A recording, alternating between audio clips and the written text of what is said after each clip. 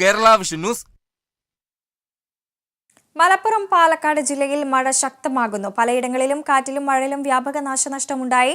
Thanneerkode senior basic school കെട്ടിടത്തിന് മുകളിലേക്ക് സ്വകാര്യ വ്യക്തിയുടെ പറമ്പിലെ മരങ്ങൾ കടപുഴകി വീണു. മഴ ശക്തമാകുന്ന സാഹചര്യത്തിൽ മലപ്പുറം പാലക്കാട് ജില്ലകളിലും വ്യാപക നാശനഷ്ടമാണ് ഉണ്ടാകുന്നത്. പാലക്കാട് തണ്ണീർക്കോട് സീനിയർ ബേസിക് സ്കൂളിനോട് ചേർന്നുള്ള സ്വകാര്യ വ്യക്തിയുടെ പറമ്പിലെ മരങ്ങൾ വീണ് സ്കൂൾ കെട്ടിടത്തിന് നാശനഷ്ടമുണ്ടായി. ഓടുകളും പട്ടികയും തകർന്നു വീണു. കെട്ടിടത്തിന്റെ ചുമരുകൾക്കും തൂണുകൾക്കും ബലക്ഷയം നേരിട്ടു.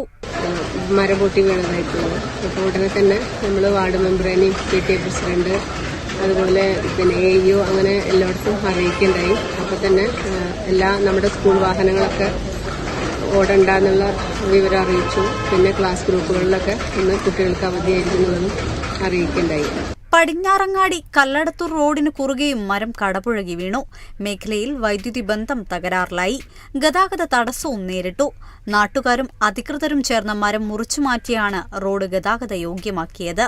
ഇന്നുണ്ടായ കാറ്റിലും മഴയിലും നമ്മുടെ പ്രദേശത്തെ ഗ്രാമപഞ്ചായത്തിന് കപ്പൂർ ഗ്രാമപഞ്ചായത്തിന് പലയിടങ്ങളിലും മരങ്ങൾ വീണ് അപകടം ഉണ്ടായിട്ടുണ്ട്. പ്രത്യേകിച്ച് അപകടങ്ങളൊന്നും റിപ്പോർട്ട് ചെയ്തിട്ടില്ലെങ്കിൽ പോലും കുമരനല്ലൂരിൽ നമ്മുടെ പടിഞ്ഞാറങ്ങാടി ഗോഖലെ സ്കൂൾ റോഡിൽ ഒരു പനയും മുളങ്കൂടും ഒന്നിച്ച് റോഡിലേക്ക് വീഴുകയും അത് കമ്പിയിലേക്ക് വീണ് കമ്പി പൊട്ടി ഭാഗ്യത്തിന് ആർക്കും തന്നെ അപകടം ഉണ്ടായിട്ടില്ല. സ്വകാര്യ വ്യക്തികളുടെ മരങ്ങൾ എല്ലാവരും നിങ്ങളുടെ വീടിന്റെ മുന്നിൽ നിൽക്കുന്ന അപകടകരമായ മരങ്ങളുണ്ടെങ്കിൽ അത് റോട്ടിലേക്കോ അതല്ലെങ്കിൽ മറ്റു അപകടാവസ്ഥയിലോ നിൽക്കുന്നുണ്ടെങ്കിൽ അടിയന്തരമായി മുറിച്ചു മാറ്റി സഹകരിക്കണം. Kerala vision news, Palakkad.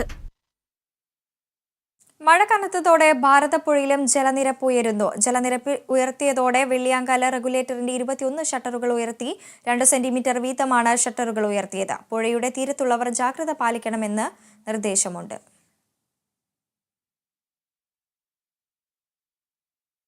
കടൽഭിത്തിയില്ലാത്തതിനാൽ ജീവിതം വഴി